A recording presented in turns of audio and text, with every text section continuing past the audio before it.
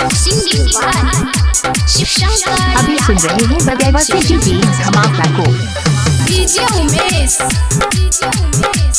सुखीपुर बाजार presented by अरुलिया recording studio.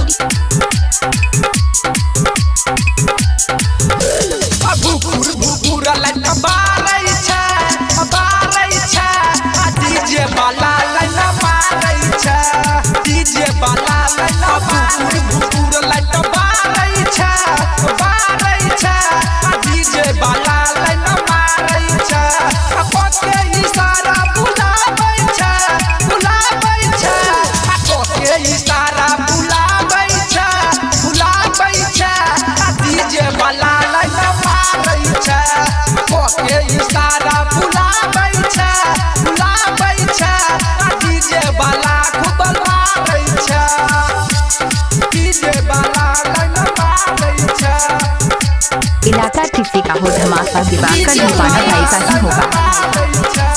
Sukhipur बाजार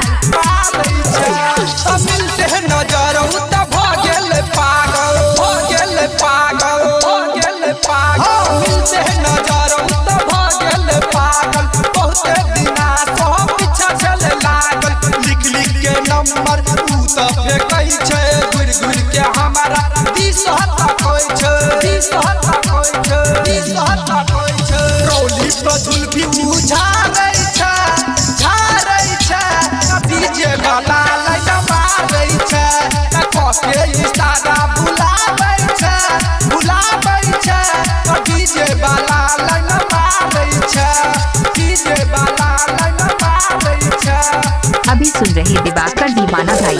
DJ Umesh Sukhipur बाजार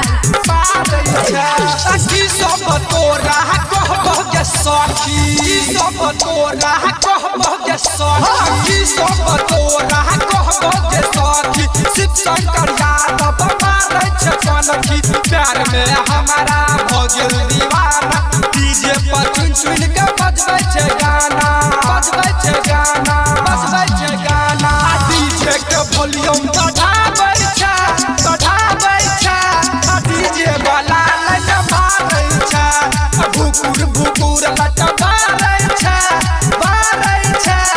डीजे वाला लाइन मारै छै डीजे वाला लाइन दीवाना भाई को ग्राम बगेवा जिला मधुबनी।